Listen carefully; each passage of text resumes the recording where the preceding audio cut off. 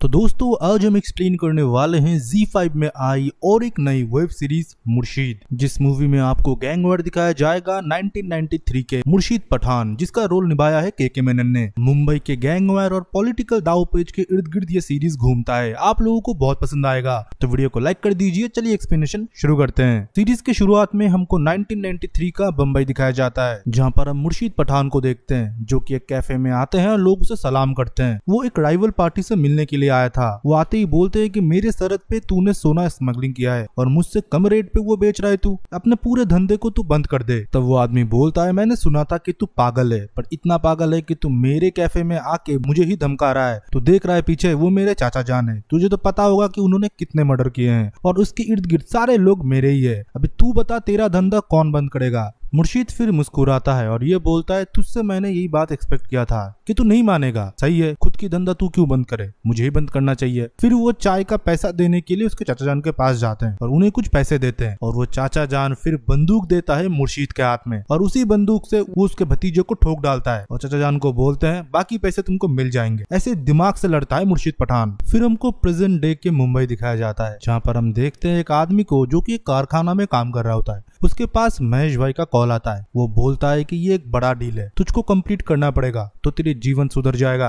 और तेरे साथ जुनेद भी जाएगा, तुम दोनों जाके ये डील को कंप्लीट करोगे। फिर वो जुनेद को भी बोलता है कि 4 करोड़ है, सलीम तुम्हारे साथ जा रहा है तो वही डील कंप्लीट करेगा। तालिबानों को ये पैसे देने हैं और उनसे माल लेना है, पर कोई गन वगैरह लेके नहीं जाएंगे। तालिबानों के दिमाग में भूसा भरा हुआ होता है, उनको कुछ भी शक हुआ, कुछ भी हुआ, वो पहले मारते हैं फिर पूछते हैं, तो गन लेके कोई भी नहीं जाएगा। पैसे दोगे, माल लोगे और वापस आ जाओगे। फिर हम देखते हैं कि जुनेद गाड़ी लेके जाता है और उसके पास पैसा होता है। रास्ते से वो सलीम को उठा लेता है। सलीम गाड़ी में बैठता है और उसके पास गन भी होता है। इसी के साथ वो ड्रग्स भी लेना शुरू कर देता है, जहाँ पर जुनेद टोकता है और ये बोलता है कि ये बड़ा डील है, महेश भाई ने मना किया ये सब कुछ करने के लिए, हमको शांति से पैसा देना है, माल लेना है, फिर महेश भाई के पास जाके ये माल सबमिट करना है। पर सलीम बोलता है, महेश भाई से तुरा इतना फटता क्यों है? भाई हम काम कर रहे हैं, हम अपने तरीके से करेंगे, तू इतना डर मत। फिर हम देखते हैं वो एक दरिया के छोर में जाते हैं, जहाँ पर दूसरे पार्टी भी आए हुए थे, मतलब तालिबानी। फिर वो इधर से कॉल करते हैं, उधर से कॉल उठाते हैं और कम्युनिकेशन बेसिक बैठता है। फिर हम देखते हैं कि सलीम अपने साथ गन लेके जाता है और उसके बैग में पैसा होता है, और तालिबानी भी एक लोग निकलते हैं जिसके बैग में माल होता है। जुनेद उसे बोलता है कि तू गन लेके मत जा, पर सलीम उसकी बातों को नहीं सुनता। पहले तो वो पैसा दिखाता है और वो माल दिखाते हैं, पर अचानक से मानो सलीम अपना गन निकालता है और उस आदमी को शूट कर देते हैं। गाड़ी से और 2 लोग निकलते हैं, उसे भी वो मार देता है। फिर एक आदमी हाथ में एक गन लेके उसका पीछा करना शुरू कर देता है और उसे मारने के लिए, पर सलीम तब भी बच जाता है और उसे ही शूट कर देता है। सलीम ने सबको मार दिया था। वो पैसा और माल दोनों एक साथ लेके जब जुनेद के पास आता है, जुनेद बहुत ही घबरा चुका था। वो गाड़ी लेके उधर से निकल जाता है। सलीम इधर अकेला पड़ चुका है, क्योंकि आखिरी जिस तालिबानों को इसने मारा था, उसने अपने बॉस को बता दिया था कि इन लोगों ने धोखा दिया है। फिर सलीम महेश भाई को कॉल करते हैं और सब कुछ बताते हैं। वो बोलते हैं कि आपका लड़का बहुत ही डरपोक निकला, वो तो भाग चुका है, हमारे प्लान के हिसाब से सब कुछ हो रहा था, मैंने पैसे भी ले लिए और सामान भी। मतलब महेश भाई को सब कुछ पता था, वही बीच में बहुत बड़ा हरामी था जो कि जुनेद को कुछ भी नहीं बताया। जुनेद फिर डरते डरते महेश भाई को कॉल करता है और सब कुछ बताता है। महेश भाई बोलता है, तू घबराने की कोई जरूरत नहीं, तू मेरे पास आ जा, मैं उससे जाके बात करता हूँ, तुझे कहीं जाने की जरूरत नहीं है। और महेश खुद गाड़ी लेके निकल जाता है सलीम को रिसीव करने के लिए, और अपने आदमी को बोल के जाता है, अगर जुनेद आता है उसको कमरे में बिठा के रखना। फिर हम देखते हैं कि जुनेद इधर आ जाता है और उसको महेश के लोग कमरे में बिठा के रखते हैं। और दूसरी जगह हम दरिया के एरिया में देखते हैं, जहाँ पर महेश गाड़ी लेके पहुंच चुका था। वो जाते ही सलीम को बोलता है, तूने ये कर दिखाया है, मुझे तेरे ऊपर पूरा भरोसा था, तू अकेले तीनों तालिबानों को मार डाला और पैसा और माल भी ले लिया। और वो भी बोलता है कि अगर 10 भी होते तो मैं मार देता महेश भाई, आपने मेरे ऊपर ट्रस्ट दिखाया। महेश भाई बोलता है, ठीक है, पैसा और माल गाड़ी में रख दे। जब वो पैसा और माल गाड़ी में डालता है, तब महेश पीछे से उसे गोली मार देता है और अपने ड्राइवर से बोलता है, इसे दरिया में बहा दो। वो डबल गेम खेलने लगा। फिर महेश वो पैसा और माल लेके अपने एक लोग को फोन करता है और उसके साथ वो मिला हुआ होता है। वो पैसा और माल जाके वो कमाटीपुरा के एक कमरे में उस आदमी की मदद से रखवा देता है। फिर उधर से महेश अपने अड्डे पे आता है और जुनेद से पूछताछ करता है और बोलता है, तुम दोनों ने मेरे साथ गेम किया है, उसको तुमने पैसे के साथ भगा दिया है, अब तुम झूठ बोल रहे हो। और जुनेद को बोलता है, अब तुमको तालिबानी नहीं छोड़ेंगे, और ऊपर से हमारा पैसा और माल भी चला गया। और वो अपने आदमी को बुलाता है इसके मुंह से सच बुलवाने के लिए, पर जुनेद बोले जा रहा था कि मैंने कुछ भी नहीं किया, वो पैसा लेके भाग गया होगा। पर सच हम सबको पता है कि महेश ने ही पूरा गेम खेला है। जुनेद के मुंह से सच निकलवाने के लिए वो जुनेद को बांध देता है एक चेयर के साथ, और उसके लोगों के थ्रू उसको बहुत टॉर्चर करवाता है, जो काम जुनेद ने किया भी नहीं। वो बोले जा रहा था कि मैंने कुछ किया नहीं। मारते मारते जुनेद को वो अधमरा कर देते हैं। फिर हम देखते हैं कि महेश फरीद को कॉल करता है। फरीद उसके ऊपर बॉस होता है, उसे बोलता है कि भाई वो मुंह नहीं खोल रहा।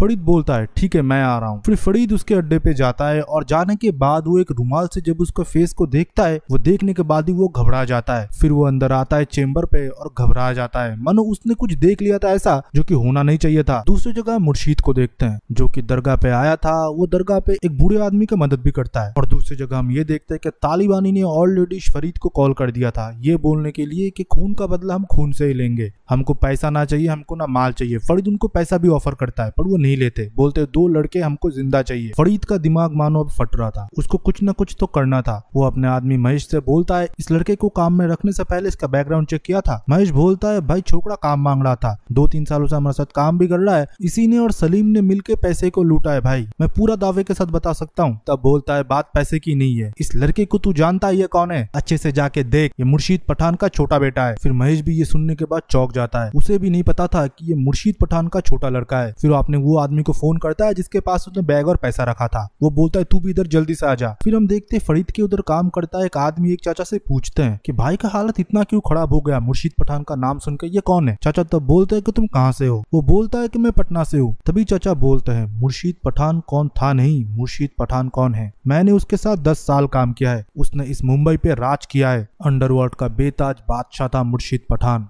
और तुम्हारा ये फरीद भाई उसके लिए ही काम किया करता था, उसके छोटे मोटे काम वो निपटाता था। मुर्शीद का बड़ा बेटा जब मारा गया एक कार एक्सीडेंट पे, उसने ये सारा काम छोड़ दिया और अपने बंदूकें डाल दी। उसे लगने लगा कि उसके पापों का फल उसे मिल रहा है, तब से ये सब कुछ वो उसने बंद कर दिया और फरीद को पूरा काम उसने सौंप दिया। उसके छोटे बेटों को इन लोगों ने हाथ लगाया है, वो पूरा मुंबई जला देगा अब। फिर हम देखते हैं कि महेश के साथ जो आदमी होता है वो भी आता है। वो भी जुनेद को देखने के बाद घबरा जाता है। वो आता है और फरीद को बोलता है भाई आप क्या होगा। फरीद तब बोलता है इतना डरने से क्या होगा, हमने कोई गलत काम नहीं किया, उसके बेटे ने पैसे लेके भागा है इसलिए हमने उसको पकड़ा और उसको मारा, अभी तालिबानों को भी हमको इसे सौंपना है। तब वो आदमी बोलता है कि आप मुर्शीद को जानते हैं, अगर उसे ये सब कुछ पता चला वो हम लोगों को जिंदा नहीं छोड़ेगा। फरीद तब बोलता है जो होगा सो देखा जाएगा। फिर भी वो आदमी बोलता है कि हमको मुर्शीद को बताना चाहिए, वो हमारे धंधे का लाइन जानता है, उसके बेटे ने अगर गलत किया है तो वो भी उसका साथ नहीं देगा। फिर से हमको फ्लैशबैक दिखाया जाता है जहाँ पर हम एक आदमी को देखते हैं जो कि जबरदस्ती एक लड़की को अगवा करके लाया था और उससे शादी मनाने की वो कोशिश करता है। वो लड़की मिन्नतें मांगती है और ये बोलते हैं कि मेरे पापा तुमको मुंह मांगी पैसे दे देंगे, प्लीज मुझे छोड़ दो। तब वो लड़का बोलता है मुझे पता है तू जमुना दास की बेटी है, मुझे उसके दौलत में नहीं, मुझे तुझ पे इंटरेस्ट है, आज रात को तू रेडी होकर रहना। फिर हम देखते हैं कि मुर्शीद पठान के पास 2 लोग आते हैं, एक उसका दोस्त होता है और दूसरा आता है जमुना दास। मुर्शीद को जमुना दास बोलते हैं कि मेरे लड़की को उदय शेट्टी के लड़के ने अगवा कर लिया है, वो मेरे बेटी के साथ जोर जबरदस्ती शादी करना चाहता है, आप प्लीज उसे बचा लीजिए, मैं आपको 5 लाख रुपए भी दूंगा और अब जितना भी आगे मांगोगे मैं आपको उतना दूंगा। मुर्शीद फिर उन लोगों को बोलता है मेरा धंधा और उदय शेट्टी का धंधा बिल्कुल एक है, हम दोनों एक दूसरे के धंधे में नहीं घुसते,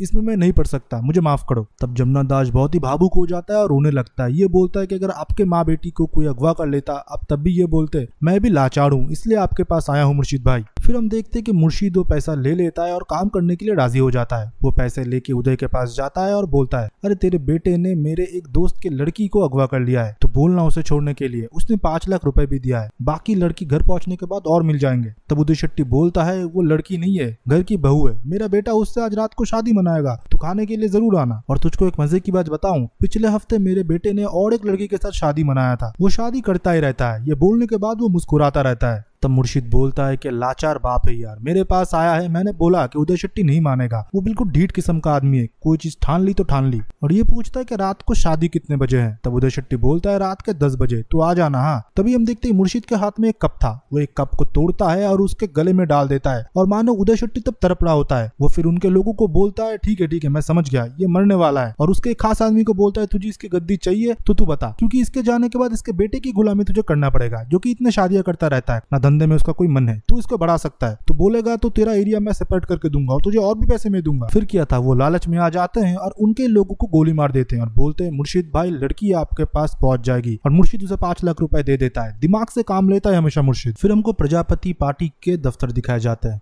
जहाँ पर हम राज्य के करंट सीएम बाबू राय को देखते हैं, जो कि उसके बेटे जयन राय के साथ थे। अब इस बार जयन राय इलेक्शन लड़ेगा सीएम पद के लिए, तो बाबू राय जी ने एक एनालिस्ट को बुलाया था और उसके टीम को, जो कि ये बताएंगे कि अभी हालत कैसे है, मुंबई में वो जीत सकते हैं कितने % लाइक डेटा वगैरह, जो कि आज के टाइम पे भी होता है। फिर वो एनालिस्ट धीरे धीरे पोल खोलना शुरू करता है, कैसे जाति के और धर्म के नाम पे प्रजापति पार्टी ने वोट बटोरे। पर लोग अभी उसमें उतने इंटरेस्ट नहीं दिखा रहे। अभी नया पार्टी में जो नामदेव कुलकर्णी है उनके पास लोगों की सिंपैथी ज्यादा जा रहे हैं। उन्होंने काम करके भी दिखाया और डेटा के हिसाब से हमने 5000 लोगों की इंटरव्यू भी किया है। वो अभी हमारे पार्टी मतलब प्रजापति पार्टी से बहुत नाराज है और वो आगे उनको वोट भी नहीं देंगे। इसके लिए वो फिर वीडियोस दिखाना शुरू करता है। फिर सीएम के लड़के को गुस्सा आ जाता है। वो बोलता है तुम लोगों को किसने भेजा है? वो लड़का बोलता है सर हम बस एक एनालिस्ट है, आपको हम डेटा दे रहे हैं और इससे आपको कैसे बचना है वो भी हम दिखा सकते हैं, कैसे आप जीत सकते हो। तब वो बोलते हैं कि मुझे किसी की जरूरत नहीं है, मेरे पापा 5 बार सीएम बने हैं, उससे पहले मेरे दादा, अब मैं बनूंगा। महाराष्ट्र में हमको हराने वाला कोई पैदा नहीं हुआ। और दूसरी जगह हम फरीद के आदमी को देखते हैं जो कि मुर्शीद को बुलाने के लिए जाता है। वो बोलता है कि आप जल्दी अड्डे पे चलिए क्योंकि आपके बेटे का हालत बहुत खराब है। मुर्शीद को ये सुन के बहुत ही गुस्सा आता है। वो बोलता है मेरा बेटा फरीद के अड्डे पे क्या कर रहा है? फिर वो आदमी बोलता है आपका बेटा महेश के लिए काम करता है 3 साल से। तब मुर्शीद बोलता है मैंने ये काम छोड़ दिया था और मुझे पता नहीं कि जुनेद उनके लिए काम करता है। फिर वो आदमी बोलता है भाई मैं आपको जाते जाते सब कुछ समझा दूंगा। तब मुर्शीद को लगता है कि उसका पाप अभी भी उसका पीछा नहीं छोड़ रहा। वो फिर पहले फरीद के अड्डे पे जाता है और फरीद से मिले बिना पहले वो बोलता है कि मेरे बेटे से मैं मिलूंगा। जब वो अपने बेटे को देखता है वो मानो अंदर से झंझोड़ जाता है। बहुत बेरहमी से इन लोगों ने उसे मारा था, फिर भी मरहम पट्टी कर दिया था जब पता चला कि मुर्शीद का लड़का है। फिर मुर्शीद जाता है फरीद के साथ बात करने के लिए। फरीद उसे सब कुछ बताता है और ये भी बोलता है तुझे तो धंधे का नियम पता है मुर्शीद,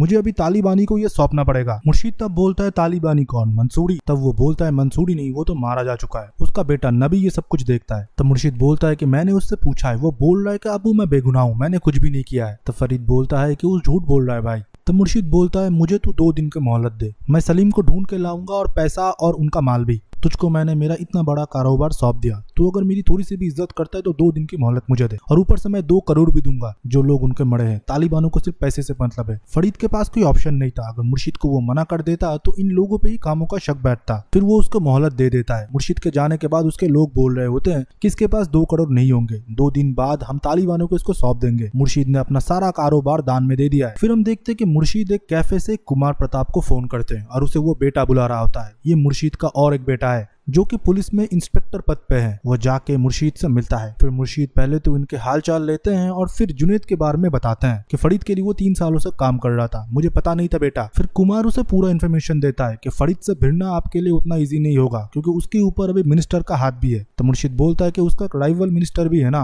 वो भी अभी सीएम के पद के लिए खड़ा हो रहा है, अगर आप उस मिनिस्टर की कोई तकलीफ दूर कर सकते हो वो फिर आपके सपोर्ट में खड़ा होगा। और ये सब कुछ बोलने के बाद ये बताता है कि स्टेशन पे काम है, मुझे जाना पड़ेगा। फिर हम देखते हैं कि मुर्शीद अपने बेटे को गला लगाने की कोशिश करता है पर उसका बेटा मना कर देता है, ये बोल के कि मैं वर्दी में हूँ। उधर से निकलने के बाद मुर्शीद जाता है जमुना दास के पास जिसका एक हीरे का शोरूम होता है। वो उनसे जाके मदद मांगते हैं और ये बोलते हैं जो पैसा मैं मांगूंगा वो मैं लौटा नहीं सकूंगा, अगर आपके पास नहीं है तो आप मना भी कर सकते हो। वो 5 करोड़ रुपए मांगता है पर जमुना दास उसे 6 करोड़ रुपए देता है और बोलता है अगर कुछ बच जाए मुर्शीद भाई आप लौटा देना, आपके वजह से मेरी बेटी उधर से बच पाई, आज वो अमेरिका में सेटल है, उसके 2 बच्चे भी है, मेरा पूरा परिवार बहुत खुश है, आप कुछ भी मांगोगे मुर्शीद भाई मैं आपको दे सकता हूँ। मुर्शीद फिर वो पैसा ले लेता है और अपने गाड़ी में रख लेता है और अपने एक आदमी को बोलता है 4-5 पंटों के जुगाड़ करने के लिए। मुर्शीद कुछ बड़ा करने वाला था और इसी के साथ ये 2 एपिसोड का एक्सप्लेनेशन खत्म होता है। वीडियो को अगर आप 300 लाइक तक पहुंचा देते हैं 2 दिन में तो हम पूरे सीरीज का एक्सप्लेनेशन एक साथ ले आएंगे। आपको हम लोग लाइक करने के लिए इसलिए बोलते हैं कि हमको भी पता चलेगा कि आप ये सीरीज को आगे देखना चाहते हो, तो वीडियो को जरूर लाइक करें, 300 लाइक तक पहुंचाए 2 दिन में और अच्छा सा एक कमेंट भी छोड़ दीजिए। और आप लोग जाइएगा मत, हमारा और एक शॉपिंग से रिलेटेड फ्री सर्विस है जहां पर आप इतने डिस्काउंट में फ्लिपकार्ट अमेज़न से चीजें खरीद सकते हो, वो भी हमारे टेलीग्राम ग्रुप से।